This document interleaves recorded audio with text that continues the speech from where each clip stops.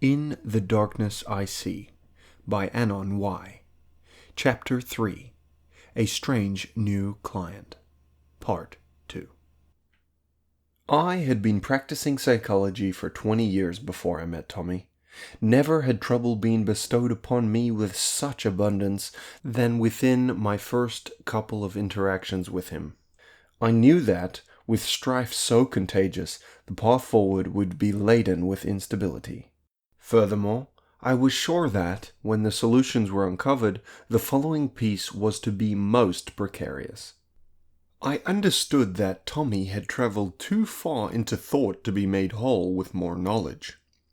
With him especially, continued dialogue was to be a necessary part of his healing, even well after my administration of aid was to be so-called completed. I had to begin tenderly. I hoped that the fundamental structure of my therapy with Tommy was going to be like my usual style of psychological succor. I planned to unearth the truth through discomfort, listen to the explanation, and then offer analyses and aid from there. Like any other science that I had known and loved, the need for testing and probing was the basis for the generation of my results. The solutions that repaired all my clients' damage needed fuel. The fuel I used was the acceptance of what caused imprecise and inappropriate feelings. Troubled upbringings, chemical imbalances, unfavorable personages, problematic youths, distressing events, or even stagnated adolescences always came at a lofty price. Tommy was no different to the others I had helped before him. Perhaps smarter, but no different. Reinforced by Freud's discoveries within the inner workings of the unconscious and Chomsky's understandings of linguistics as the drivers for limitation and perceptual mapping in the formation of psychological perceptions in young minds, I knew that my place was to peer through the anger and the pain into truth. Diving into the drivers of behavior was the only approach to enable correction of the errors in his behavior. Like most of my peers, I took a dynamic approach to therapy. What seemed to be most efficacious was the use of psychoanalysis and behaviorism in a cooperative manner. Each methodology yielded interesting outcomes and possible rehabilitations, but together those two approaches worked remarkably well. I could never side with Freud or Skinner because I used them both. In its totality, the therapy that I administered was necessitated by my desire to develop and mend the client's mind. And so, I focused not on the minutiae of the many theories, inaccuracies, tribulations, or create discoverers. I felt that intricacies such as those wasted time. Additionally, I was especially cautious of my complex relationship with the spirit of Freud. With Tommy especially, I needed all the time I could gather. After Tommy's second hiatus had come to a close, and he finally felt it appropriate to at least hang around for more minutes than comfortable, we were instantly elevated. As soon as he acquainted himself with the leather of my listening seat, I fell under an unwelcome feeling. Simultaneous was my simple, his presence enrapturement. I hoped that it was some primal exuberance originating within my love of conflict. Greetings were short. "Welcome back," I murmured, still vibrating from the potentialities flying through my mind. "Thanks," he quickly replied. "Have you read my Rhapsody?" I took a moment before answering, because while I had read his work, I was still unsure of how to discuss it within the context of healing him. And so, with little reactionary emotion, I robotically stated, "Yes, it was interesting, rather nihilistic, slightly sociopathic in fact." His reaction was hard and fast, shouting, "That's it?" He was irate, fuming like some toxic cauldron, writhing beneath and above the steamy surface of something more than both of us. Unlike his last upset, he remained seated across from me. A waspish delight then filled his face. He began to rile me up. I was impressed with him. Logically, so boring a person he was from my perspective, the experience of life burnt and watched and felt and flowered into my sadness at the unoriginality of his little view-awaiting opening. In my right eye, though, he could see the truth that I fully understood, with all of me, his lament. I had been bestowed with a collection of certificates and in-depth understandings of any and all things linguistic, cultural, psychological, and educational. However, with all those attributes sedimented firmly within my arsenal, I still had found nothing of real substance. Approximate feelings of true love had flown by me all my life, sticking once or twice like bird shit to statue. As referenced in his odious opus to the elusive nature of love, I had managed to creep to the top of my field, the wondrous exploration of the mind, and found myself with a large assortment of things, people, and wealth. Satisfaction, though, had and still did felt and feel like a mysterious shadow, cast by, but never beholden to, the very things I was chasing. Never captured, never truly submerged, I couldn't bathe in the depth of true circumambient love. Those thoughts intensely spiraled in the back of my mind as we continued on. That was until he unfolded an index card with writing on the front and back. "Did you write this?" he implored. "Did I write what?" He interrupted my curious response by reading from the card, saying, "Love is a secondary attachment, like a barnacle under a voyager's wooden ship. The barnacle's parasitic adhesion persists on the wealth and grandiosity of the vessel it calls its home. The vessel, if never truly finished, makes for a troublesome life for the barnacle.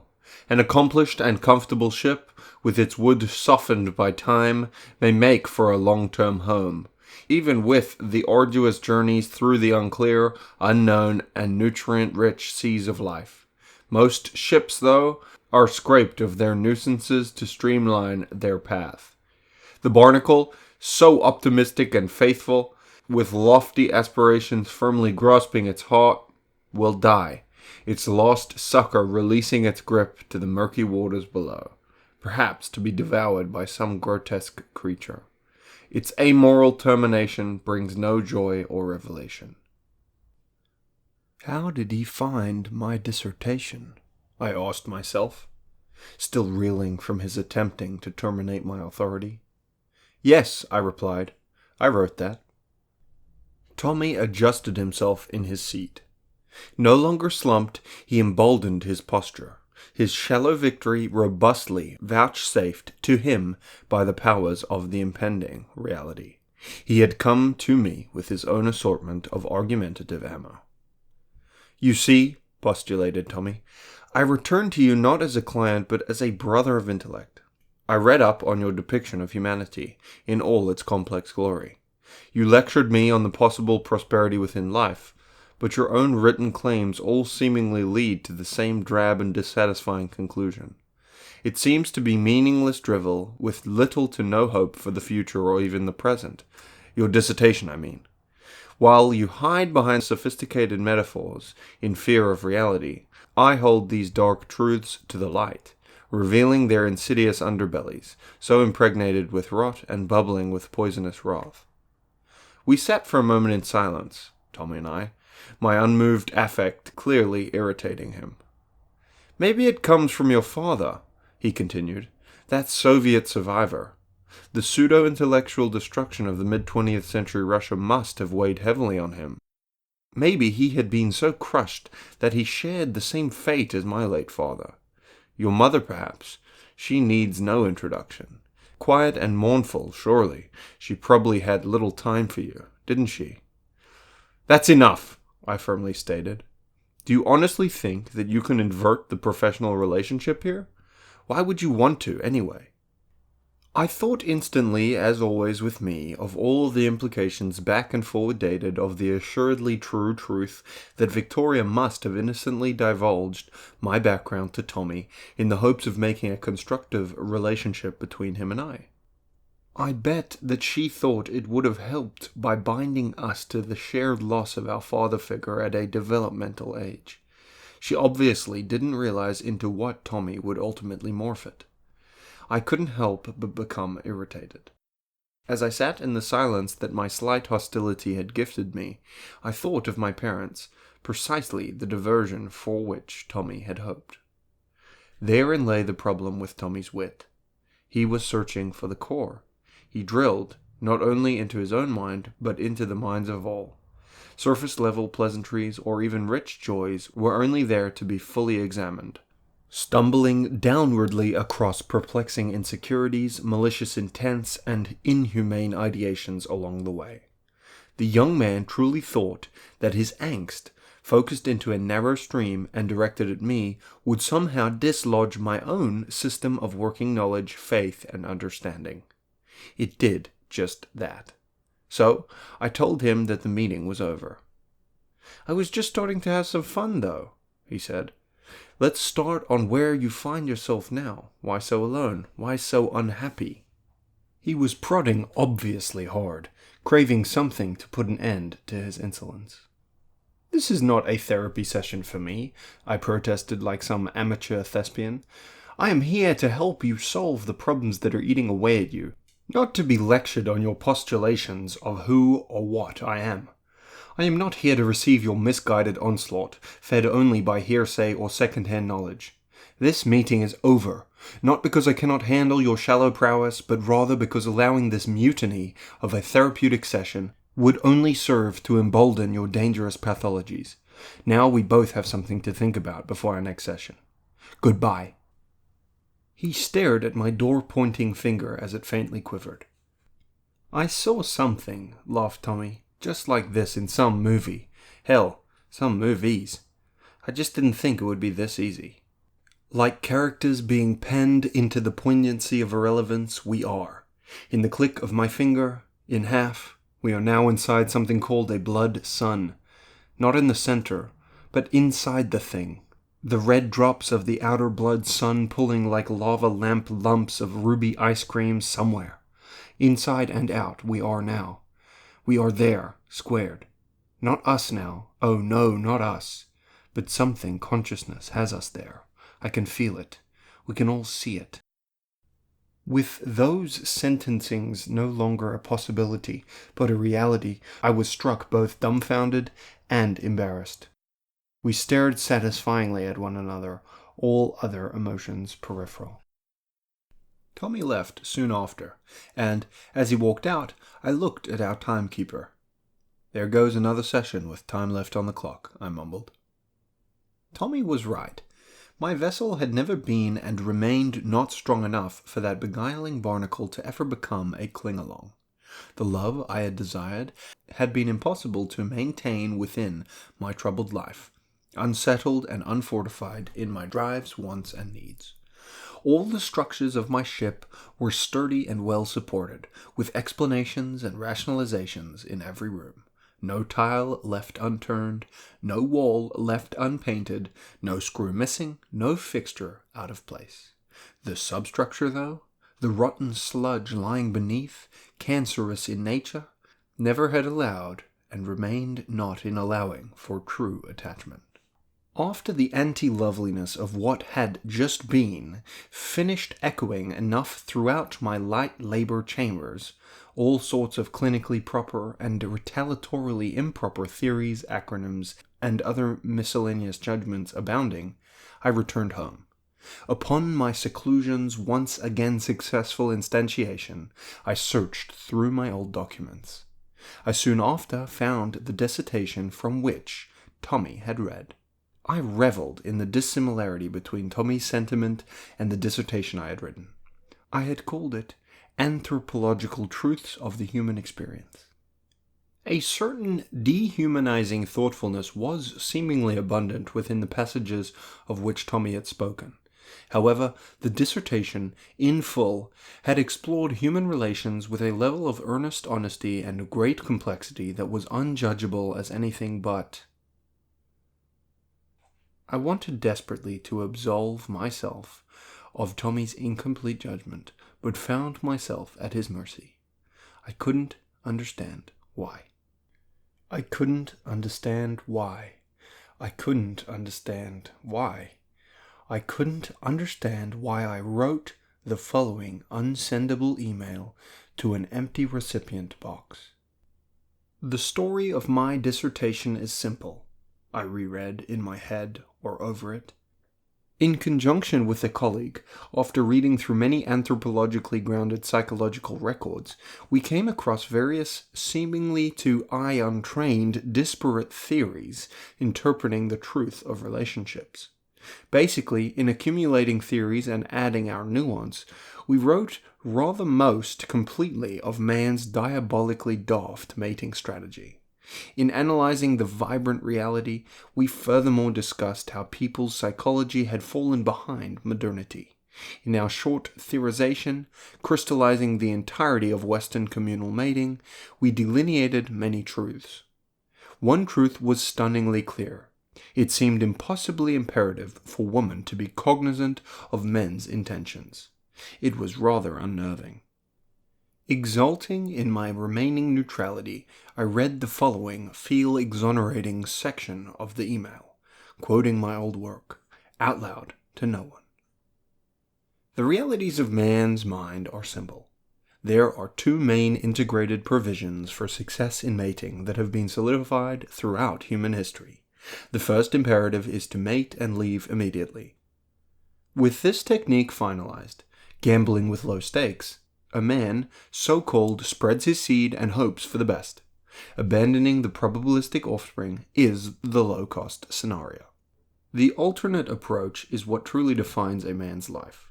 The secondary attempt at evolutionary success, usually soul-derived from a man of little facile fitness, enacts focused attention on familial responsibility and child-rearing. This more responsible and socially beneficial route allows for an almost certain positive yield. Additionally, the woman is not abandoned, thus allowing for a healthier woman, child, and extrapolating outwards a more robust society. Due to this reality, there is a strong call for enforced monogamy within most successful religions and cultures. See Figure 2.1b for positive feedback loop of religio-cultural enforced monogamy. The faith that is required for this latter mating strategy to flower is dependent on the value of the woman into which a man is investing. Men, highly visual beings, are easily caught in a rather imprisoning decision matrix. Women, who present as a contributor to the Type 1 mating strategy, will draw in the men of Type 1 mating strategy thinking. Most men of this thinking will either leave or abort their low-level probability machine when given the chance. With the implementation of highly effective contraceptives, we are faced with a large question. With the muted physiological realities of womanhood ever present, one may ask, why emphasize monogamous relationships or attain any responsibility with regards to a long-term partner? Now overwhelming, these contraceptive technologies scream for hedonic lives, granting type 1 mating benefit to women as well as men. The reality of this type of existence is simple. It is causing the rapid denigration of one of the most important moral virtues, commitment. Though our scientific prowess has allowed women to manipulate their biological realities, the psychological impacts of low-stakes relationships still bear down upon most men and women, never truly belonging to one another. Inconsequential mating does not exist. When discussing the efficacious value systems that allowed for responsibility as a virtue, not an unplanned externality, fathers have always been of keystone importance. Ever since we could think enough to write, we have told the same story and reiterated the same lives. Special precautions have been taken in most societies, always among the feminine face of mating, to reveal as little promiscuity as possible. From ball gowns to bell-bottoms, the modesty of woman has stood the ultimate test of time, consistently protecting women from the low-risk mating strategy. This protection has long been unnecessarily misunderstood as an arbitrary confinement and control over women by men. The further from modesty we travel, the more isolated we become. There must be something sacred to bind us. Addendum. Obvious malicious motivations that have obscured use of modesty measures are clear and necessary to mention. See Figure 2.1c for examples of incorrect psychological overgeneralization, i.e. whole judgment from corrupted subsectional same act, unsame motive parallel base. Although the professional prose partial read-through bolstered a sense of ease in my mind, a woeful pain continued to strike through me. Tommy had truly tainted me. No matter the level of objective exercise in the acknowledgement of truth, the depth of my despair remained unchanged, as too did my insight.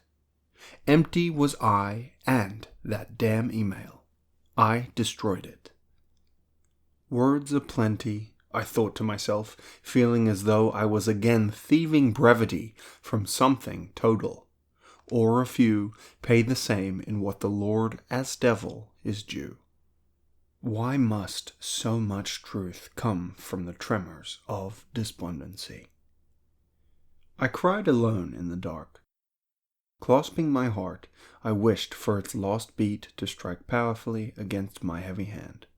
So fragile I was, my glass house cracking. It was the rupture of my rapture in revelation. All of what I had, my knowledge, fractured. He was subverting what I was sure had been my salvation. Like a sharp projectile shattering my fragile structure, some meteor had landed so precisely upon the main support of my mind. The rock's name was Tommy. The pain climaxed in an insurmountable longing for an answer. I clambered around my head for a short time to identify where the impossible irritation had originated. I clustered together a simple question and screamed out. Why would I do that? Immediately my brain spun, and I asked myself, do what? What have I done to earn this discomfort? I rolled myself off into my bed and shut my eyes closed, pushing away my responsibility. With thoughts cracking off like confetti bombs in my broken brain, I pounded myself from within, crying out for my eyes to be shut forever. I hoped that they would be blind to the imagery, to the questions, to all that was, and all that ever more than could be. After failing to mediate myself back to calm, I sat up and cried out once more. Tommy, what have I done? Am I at risk of moral impropriety? Where to have we ventured? Following behind that scoundrel, through happiness and into dissatisfaction and fear? How has this happened to me? I have done nothing but tried to help the boy, and this is the thanks I get? I must sleep now. Yes, I must sleep. He must forgive himself, and I must sleep. That assertiveness, murmured but certain, did nothing to assuage my guilt-laden grief, my eyes and ears and teeth bouncing across my linen. I had never been so lost in the unknowns of my psyche, nothing but questions remaining clear as I chuckled and groaned spasmodically into the darkness. As he wants it, I once or twice over 20 times whispered. Soon after this admittance, one of the chuckles turned into a diabolical laugh, unsettling and distinct. I laughed for minutes, adding to my insanity. At first, the laugh was an expression of my knowing of being on fire. Then the laugh suddenly stopped, and a new wave of uncontrolled laughter struck me with monumental virtue. My mind was clearly reminding me that all the pain opium driving the laughter was being distilled from my narcissistic suffering. Furthermore, that sparky cerebrum allowed me the rare laugh of reflectivity at my own limitations as they actively exploded inside my growth refusal's perfect concealment. I watched my own edge of me as most of me rampaged at itself. The lucky absurdity of it all made me tingle, but my body convulsed in frustration that surely looked like possession or seizure. My laughing turned to a growl and a felt pulse in my forehead. I ceased breathing and tensed every unsure muscle. edging towards a full-body cramp. I wanted to shatter my teeth and tear muscle from tendon. The last few waves of emotion were beacons of peace from the discomfort, acceptances of my place and being, gifted like salty prison to some soft angel by the entirety of the world's strange arrangement. I stayed as stiff as a board for quite a while. The final thought happening that flowed out from me that night, arisen at my point of softening into a wake but post-hypnagogic state, just before the amnesia of sleep could envelop it all, was a resolute exultation. As my mind was painted red with clear distinction from reality, one thing was sent into my ethereal ear. The message rang throughout me, chiming, "We are all witnessing a masterpiece unfold." And then I was gone. This concludes Chapter 3, Part 2 of In the Darkness I See, by Anon Y.